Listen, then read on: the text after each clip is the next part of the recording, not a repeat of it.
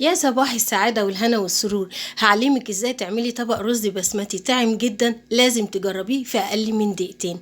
معانا هنا انا حطيت الحلة وعليها وفي جواها شوية زيت، ومعايا هنا بصلة مبشورة وطماطمية مبشورة. هنزل بالبصلة، مش هحمرها، يا دوبك هتدبل.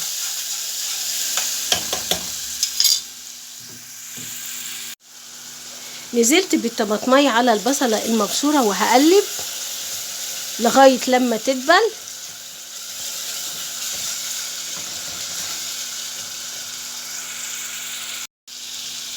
معايا هنا التوابل: بابريكا وكركم وبودرة زعفران وشوية ملح، وقلبتهم مع بعض، وهحط منهم معلقة على الخليط اللي انا عملته في الحلة.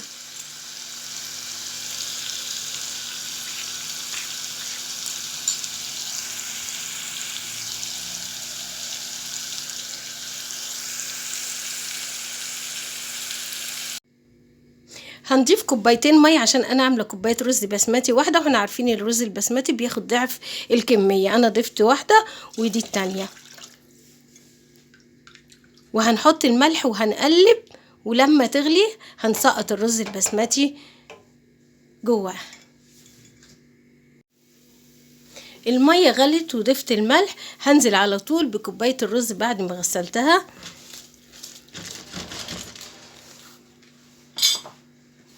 وهقلب.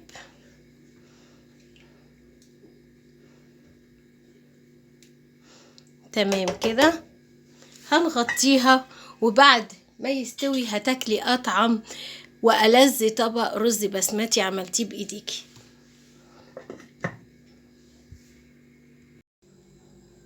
وادي الرز البسمتي بعد ما خلص مفلفل وزي الفل، وهتقدميه مع اي صنف انت بتعمليه. انا بقدمه مع كوردون بلو، عملته وحمرته وهنزل لكم بطريقته على القناه ان شاء الله.